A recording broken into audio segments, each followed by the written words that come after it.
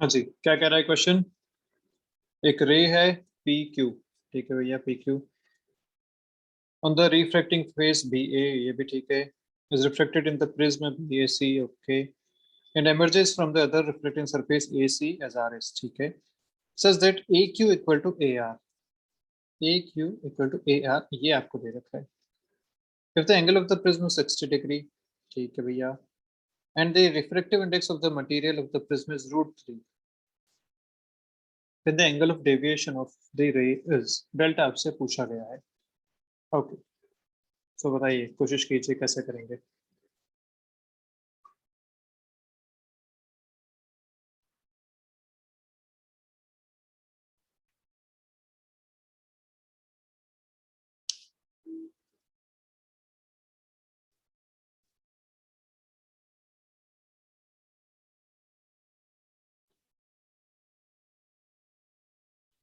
Net deviation अपने को निकालना है। फॉर्मूला पता है, आई प्लस ई माइनस ए। आई और ई पता करेंगे, ए तो दे रखा है। आई और ई पता करने का तरीका है स्नेल्स लॉ लगाना। स्नेल्स लॉ के लिए आपको यहाँ का ये एंगल आई निकालना है, उसके लिए R1 पता होना चाहिए। ऐसे यहाँ स्नेल्स लॉ लगाने के लिए ई निकालना है, यहाँ का R2 पता होना चाहिए, और हम जानते हैं A is equal to R1 plus R2 होता है। यहाँ ये ट्राइंगल की कुछ प्रॉपर्टीज दे रखी हैं आपको कि ये दो इक्वल हैं और ये एंगल 60 डिग्री है। कोशिश करो R1 R2 यहाँ ज्योमेट्री से निकालो। एक बार R1 R2 मिल गए, फिर तो दो बार स्नेल्स लॉ लगाओ, आपको आई और ई दोनों मिल जाएगा। फाइनल फॉर्मूला अपने को पता है। क्या आ रहा है आंसर?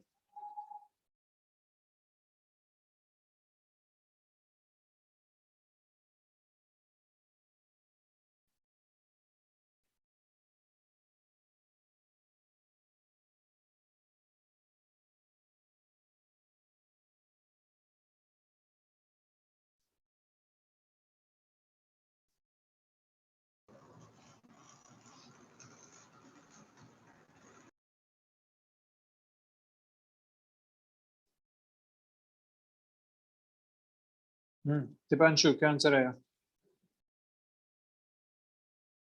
सर कर रहा हूँ, 1 मिनट।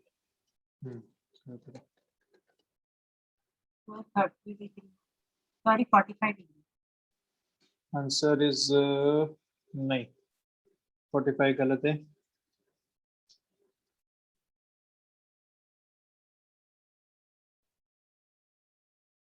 तो कैलकुलेशन में बहुत गड़बड़ कर रहा है श्रेय।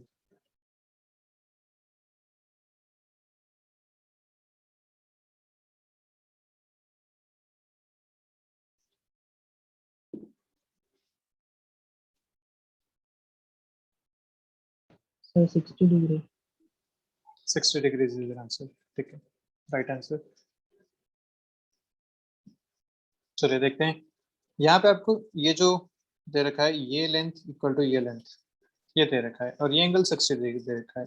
इसका मतलब ये हो गया कि अगर एक ट्राइंगल मैं यहाँ पे बनाऊं, तो इस ट्राइंगल के केस में, जो ट्राइंगल यहाँ पे बन रहा है इस केस में, ये लेंथ और ये लेंथ इक्वल, मतलब ये आमने सामने वाला एंगल भी इक्वल होने चाहिए।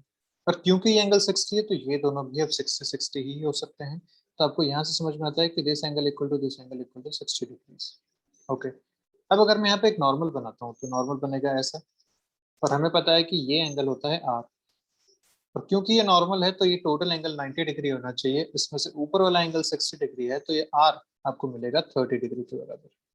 R2 मान लो 30 बन रहा है, ऐसे ही इधर जब आप बनाएंगे तो ये R1 भी आपको मिलेगा 30 डिग्री। ठीक है, इसको जूम करके देख लेते हैं एक बार जल्दी से।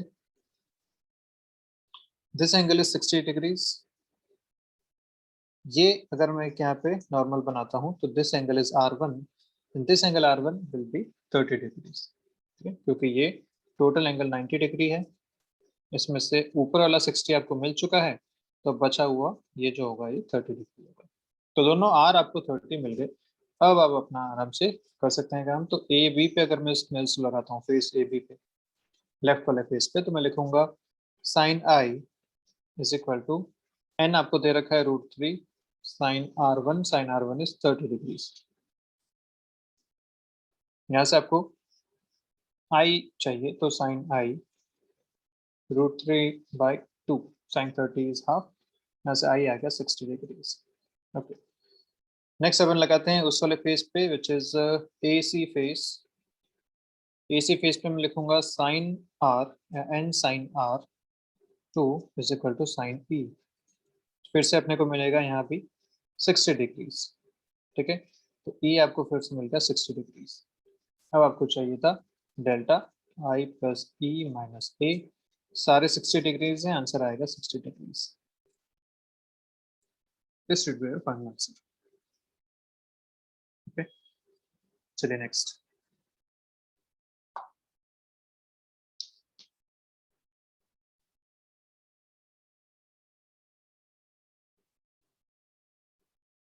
एक रेक्टेंगुलर ग्लास स्लैब है ABCD, रिफ्रैक्टिव इंडेक्स N1 दे रखा है, immersed in water, refractive index N2, जहां बोल रखा है कि N1 is more than N2। Okay, slab का रिफ्रैक्टिव इंडेक्स ज्यादा है N2 से, ये बात ध्यान रखना है। A ray of light is incident at the surface AB, ठीक है, और क्योंकि ये अब ज्यादा रिफ्रैक्टिव इंडेक्स वाले सरफेस के अंदर जा रही है तो क्या होगा, ये पास में आ जाएगी, ठीक है। The maximum value of the angle of incidence alpha max such that the ray comes out only from the other surface CD is given by।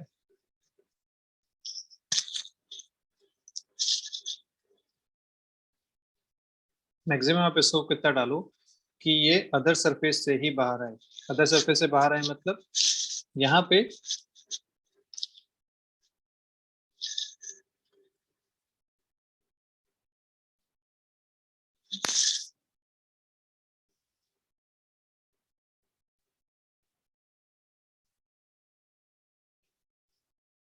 TIR कब होता है? TIR होता है जब हायर रिफ्रैक्टिव इंडेक्स से कम रिफ्रैक्टिव इंडेक्स के अंदर जा रहे हो तो TIR होगा।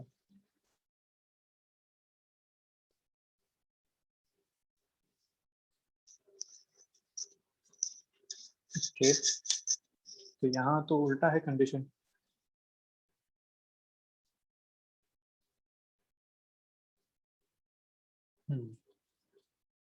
ठीक है, देखो इस क्वेश्चन को करने का तरीका ऐसा रहेगा कुछ कि ये स्लैब हो गई,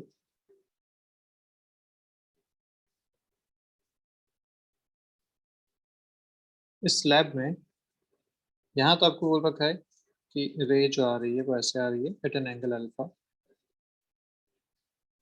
अब यहाँ तो TIR होगा नहीं क्योंकि बाहर वाला रेयर मीडियम है, अंदर वाला डेंसर मीडियम है, तो TIR तो उल्टे केस में होता है जब डेंसर से रेयर में आ रहा हो, तो TIR की पॉसिबिलिटी यहाँ नहीं है।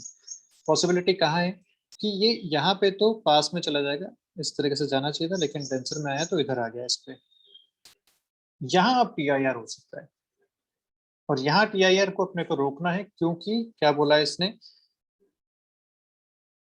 कि रे comes out only from the other surface CD, रे यहीं से बाहर आनी चाहिए। अगर यहाँ सॉरी यहाँ TIR कराना पड़ेगा, बेसिकली बात क्या है कि यहाँ TIR होगा तभी ये रे इससे बाहर आ पाएगी।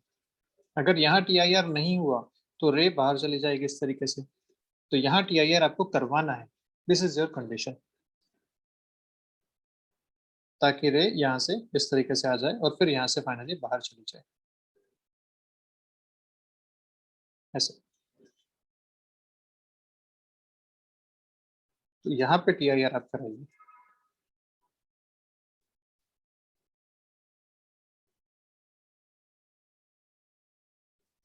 करके देखो क्या मिलेगा आंसर।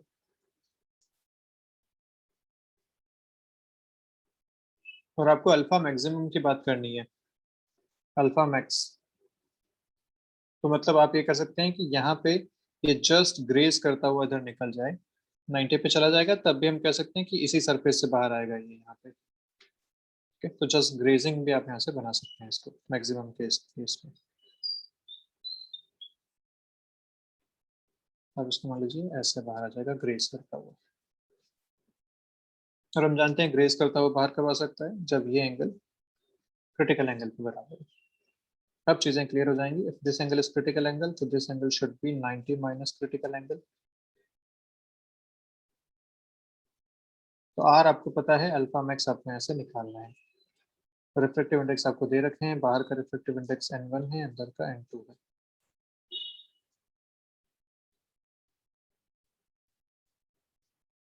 नहीं, उल्टा बोल दिया मैंने, सॉरी। बाहर का n2 है, अंदर का n1 है, ये सिचुएशन है।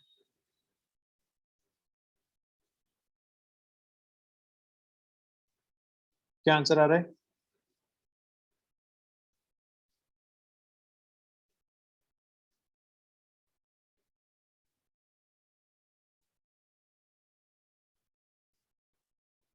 सी को अपन लिख सकते हैं साइन सी इज छोटा बाई बड़ा, सीधा सा हिसाब होता है। छोटा जो है वो n2 है, बड़ा n1 है, तो साइन सी हो गया n2 बाई n1। अगर यहाँ अपन स्नेल लगाएं तो लिख सकते हैं sine of n1 n2 sine of alpha max is equal to n1 sine of 90 minus C, ये लिखा जा सकता है। तो यहाँ से आपको अल्फा निकालना है, तो alpha max can be written as sine inverse of n1 by n2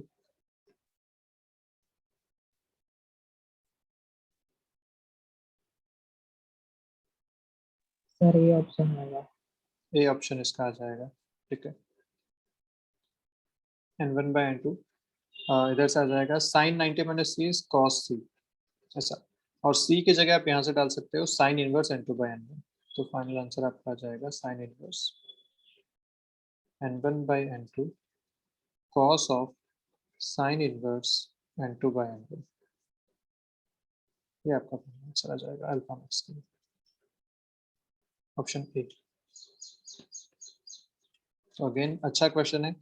शुरू में थोड़ा सा कंफ्यूजन मुझे भी हो गया कि क्वेश्चन मतलब थोड़ा गलत दे रखा है क्या, कैसे करेंगे, क्योंकि अगर टीआईआर करना था तो टीआईआर के केस में डेंसर यहाँ होना चाहिए था, रेयर यहाँ होना चाहिए था, तो हम कहते हैं कि यहाँ पे टीआईआर ना हो, ऐसे सिचुएशन अपन बना लें कि यहाँ पे टीआईआर ना हो ताकि ये अंदर जाए और अंदर जाके इधर से चला जाए।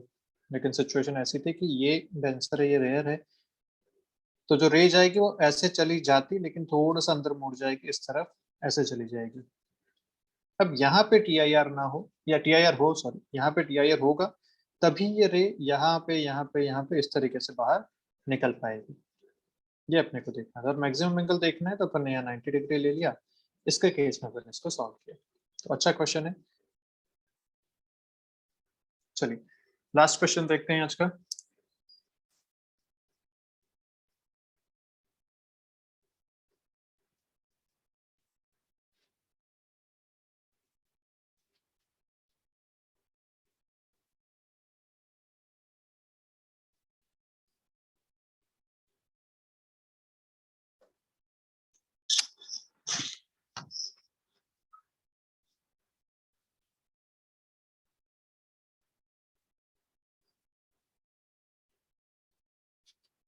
Sir D option.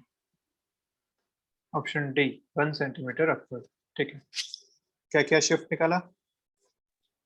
Sir sheath निकाला टी इंटू 1 - 1/μ। बस, ठीक है, सही क्वेश्चन, सही आंसर है। बेसिकली यहाँ पे एक पीस ऑफ पेपर रखा हुआ है, इसके ऊपर एक क्रॉस मार्क है, इस क्रॉस मार्क के ऊपर आपने एक स्लैब यहाँ पे ला के रख दी, एक ग्लास स्लैब को यहाँ पे ला के रख दिया, इस तरीके से एक स्लैब यहाँ पे रखी हुई है,